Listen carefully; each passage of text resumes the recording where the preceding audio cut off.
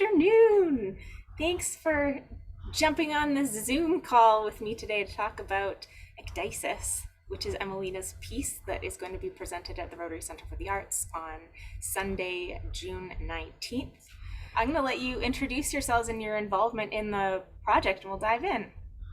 Hello, my name's Daniel. I am a graduating Bachelor in Computer Science student and a Master's of Music and Violin Performance student at at UBC at the School of Music and the Department of Science. I'm Bob Pritchard. I'm an associate professor in the School of Music at UBC. I teach music technology. I have a doctorate in composition with a specialty in, one might say, computer applications or the use of technology, although I have written for orchestras and choirs, string quartets, chamber ensembles, solo instruments, etc. But most of my work now involves interactive performance, working with musicians and dancers. I also do video processing. I shoot a lot of video in my own work. And I have a particular interest in working with gesture tracking, whether that's with infrared and optical tracking of performers or having on-body sensors or sensors on instruments that performers can use to produce different ways of processing, triggering, producing sound. I'm Emmalena Fredriksson, and I'm a contemporary dance artist that often works in collaborative interdisciplinary settings, as this project is a perfect example of. I first met Bob. I was working first as a choreographic consultant for two other performers who was working with one of the technologies that Bob has been developing, which is the touch sensors. And we hit it off and we started working on many different projects together. And in the depth of the pandemic, we were meeting for outdoor coffees, and Bob said, we need to make you a costume. And that's kind of how it started. And I said, wow, yeah, maybe you could build me a spine. And Bob said, yes, I can do that. And then we just started riffing off of those things and what that could do with light. We had been working with a lot of touch sensors and gesture tracking and how to manipulate sound. And so then the light component started coming in. And then, as with many projects, they often take on life forms of their own. And I've never had any work that's been kind of created this way, where it's more like a persona that is being built. So Dr. Bob also has a piece in which the cyborg is also part of, called synapses. And I feel like ecdysis or ecdysis, I still don't know how to say the word, which means the process of shedding skin. It seems to be many different ways to say it, that reptilian animals do. Working with Bob and Daniel is always really exciting because they can make the things that I didn't think was possible. I'll say something out of the blue from my imagination and Daniel goes, oh no, we can do that. So Bob says, yeah, let me think about that. So definitely as a contemporary dancer, I'd never really worked with technology before meeting Bob. It's opened up a whole new avenue for making work for me. I did make the technology for the spine. Actually, it started as a project for the RUBS, responsive user bodies. RUB suits that was made with Dr. Bob. And so during the summer, Bob sought out to make the newer version of RUBS that was more reliable. So I thought to myself, why not just try to add LEDs on top of the board that I was going to make anyways? So things started from there, and then we started to get more code that was written, that was custom code that I've written that talks with Max MSP. And so things started from there, and then we got the spine. So the spine actually has 148 LEDs inside, and you will see throughout the piece that it has tremendous amount of effects and lots of flexibility with the effects. So we were able to control almost every single LED and whatever we want with it. So yeah. Daniel sort of glossed over the things that don't show all of the stuff he's doing. First of all, he mentioned Max MSP, which is a programming language that we teach our undergraduates and which is widely used in the electroacoustic community. But Daniel mentioned the boards. Now, when we were working with Emmalena and other dancers and other performers on what Daniel referred to the RUBs, which are the responsive user bodysuits. And those started many years ago. Kieran Bumber and I started working on those, and Kieran is still working on projects with me. But I co-supervised a group of engineers to develop these wireless transmitters that these very small boxes that performers can wear on their backs, are on a belt essentially, but it's connected to these resistive sensors that they can stroke and rub on their whatever they're wearing. We developed those. I developed those with engineering, and then Emmalena and another dancer, Zine Kwan, we did a performance down in Virginia of the two of them performing, and by touching each other's sensors, rubbing on them and their own sensors, doing this thing. But those, we could handle a certain amount of sensor data with those. They were somewhat limited in terms of the way things were developing. And Daniel came to me one day and said, we should go switch from these Arduino boards to ESP32 boards. And I went, well, of course we should, having no idea what he's talking about at that time. So Daniel said, okay, we can with this. And then he says, but really we need to add another board on top of that. And he comes back a few weeks later and says, we can handle up to 19 sensors, and we can have 2 power strips on there to control LEDs, but I'll have to design the boards. I said, well, of course you will, So Daniel goes ahead and designs these boards. We ship the plans off to China, and we get these things back in about a week and a half or 2 weeks, and then he populates the boards with micro soldering, as one does. So now we have these little boxes that either you wear on a neck, or we can put them on the spine, or I'm using with other performers for other ways. And so Daniel, he sort of glossed over it. Yeah, he had to design these circuits and send them off and get them printed, and then do all this micro soldering on them to get things labeled, etc. So yeah, he's hiding his light under a bushel, if you will. The way that we engage with technology on a daily basis, it keeps changing and evolving so fast, and it's actually so much a part of us already. I feel like we sometimes talk about cyborgs or sci-fi as something that's like far away in the future, but I would say it's already here. We're living with it in many ways. And as this costume developed, it was fascinating to me as I was putting it on, or as we started designing also the style of it, the identity of the cyborg came from this adaptation of my body in a way. So the question that I asked myself was, what would the advantage be of having a really large spine that lights up with 148 LED lights, and kind of landed in this feeling also how we're shaped by language, and we say if someone is spineless, they lack courage. So with the giant spine, I was like, oh, it's giving me courage. I actually felt very strong. I felt very empowered. And as we were also, Alea was designing it, we were talking about how to attach it to my body, and this PVC harness sort of came up, and as I was strapping it on, I definitely was like, this is not soft and cuddly. I am getting the courage to have, to have the fight, or to have the courage to stand up for myself and for my body, and that it doesn't belong to anyone else. And thinking how that is often a theme in some past cyborg films too, is like the cyborg gains its own agency and rebels against its master. I mean, it's a timeless story that we know from even like Frankenstein or other narratives that we have in our culture.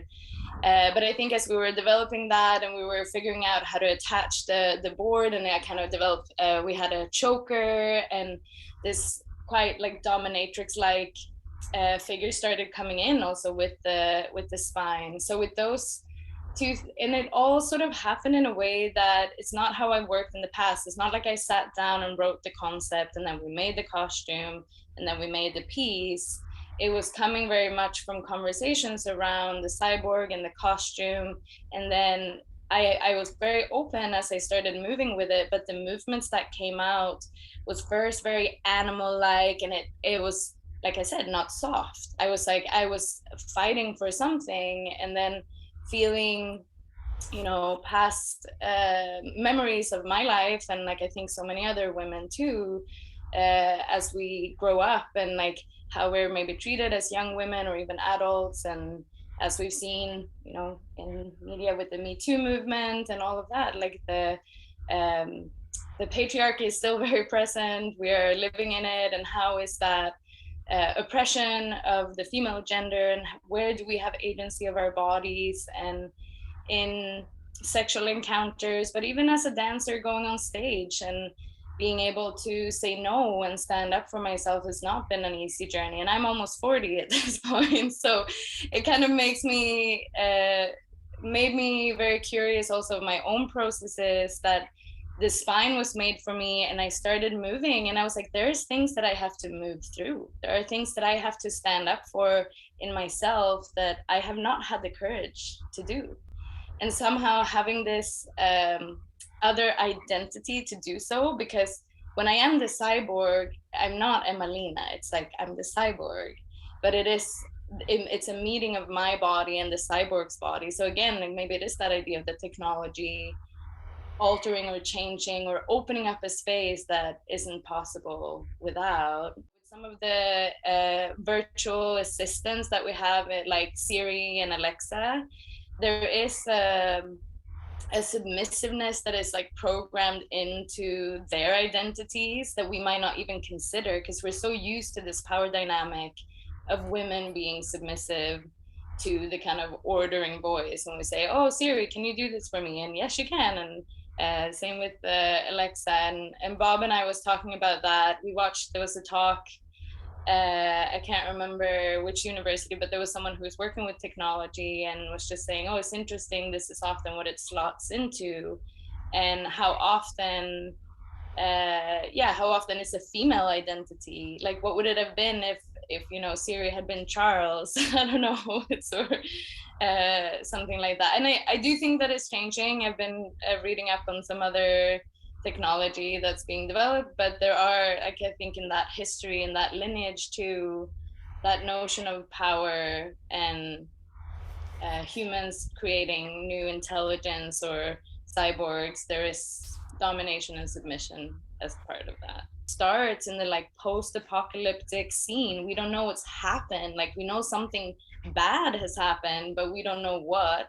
And then we see her kind of come back to life and discover who she is in that post event, which could, we, you know, it could be, I'm very open for the audience to also experience the piece through their own experiences. So, you know, some people might see, oh, this is the like the post the COVID lockdowns. My mom watched it and was like, oh, I felt like it was the evolution. I had another friend who commented and said, oh, I thought it was about angels. Like people are seeing all sorts of different things. And I think that is also, even though it has a very personal journey for me, I think that it's relatable in the way because we're creating an energy and a persona, rather than saying it's not autobiographical in the way that I go on stage and I say, hi, this is what happened to me, or it's much bigger than that. And I think it creates a space where we can reflect on both bodies and technology, power, gender dynamics. It kind of becomes this world. This came out during the pandemic when we were also sitting in isolation from each other, and this space that maybe this space that I maybe needed to go into another identity, because being in the here and now of the pandemic, and me, Emmalena, sitting in my apartment and on Commercial Drive in Vancouver was a hard space to imagine a shift of some sort.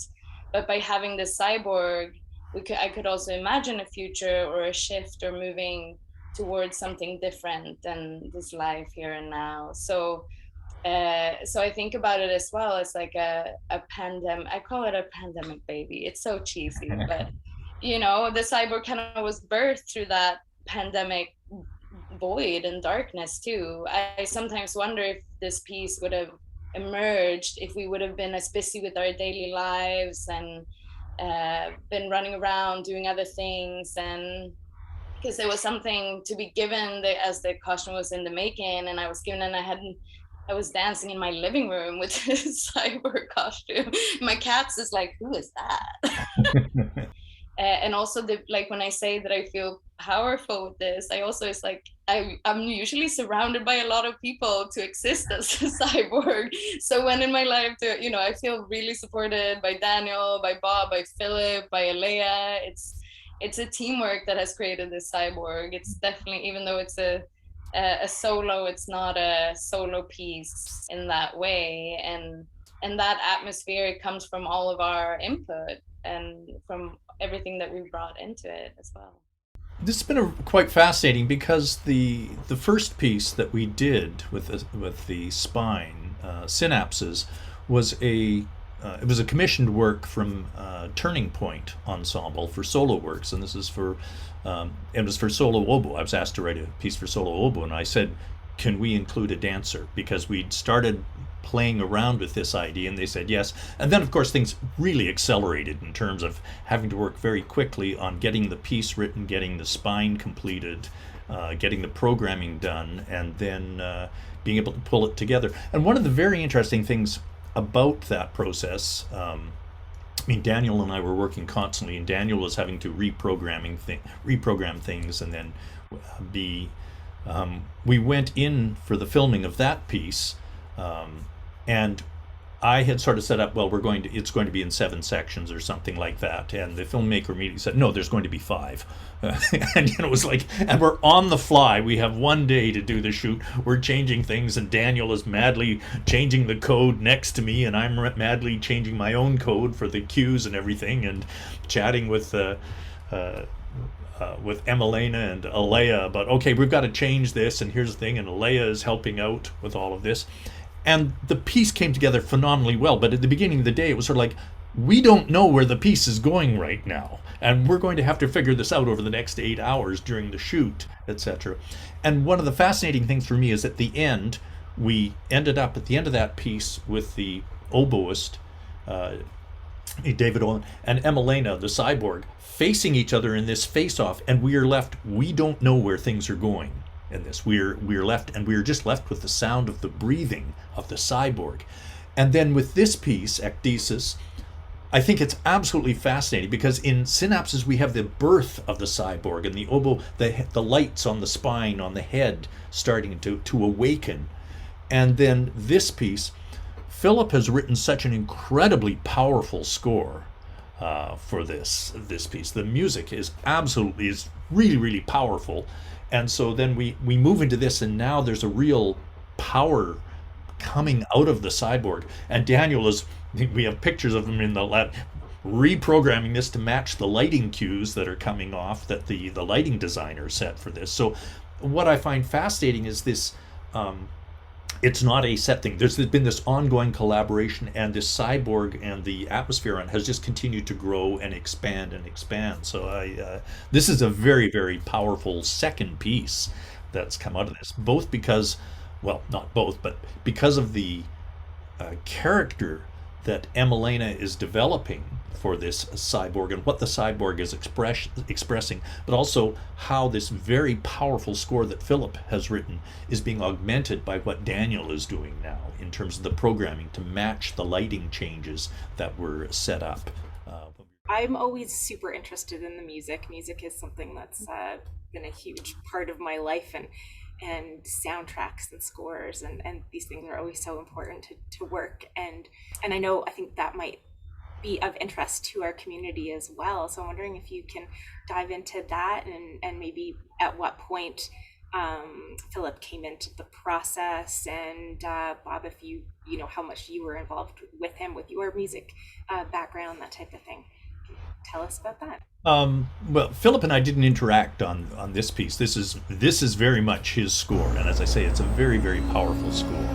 I'm really impressed. It's really filling the space. It has a large spectrum, and it's got these very powerful pulsing moments that come in there, and along with these very sort of grinding metallic sounds. And at that point, you see the cyborg sort of doing these very movements that are very full of tension as sort of breaking out before going into the more fluid motion, some of the more fluid motions that occur later. So the sound very much, I think, is carrying the cyborg, or it sets the atmosphere, but then carries the cyborg along. And so you're getting this very incredibly strong oral hit throughout the piece. And then with Daniel's work, when you get these things are happening with the lighting. So it's very much, it's not a, oh, there's a sound. No, it's woomph, there's something happening, and it's emphasized with the lighting or the color changes or the patterns that Daniel has programmed into the spine, or the types of growth of lighting that happens in the spine. So it's it's a very complete experience. This isn't quiet introspective music. Let's put it that way. Kyla Gardner, who's doing the lighting design of the space, and who's also in conversation with Daniel to make that an immersive experience. So we'll hear a sound, the light of the space is changing, the light of the spine is changing, my body is changing. It is one of those collaborations where I think it's hard to separate one of the forms from the other, and the experience, I think, becomes, like you said, it's quite a visceral experience for the audience. It's going to be a surrounding, I keep saying the word immersive. Thank you so much. June 19th. And there'll be an artist talk back for the audience to ask any questions that they have of you then as well. So it should be quite fascinating.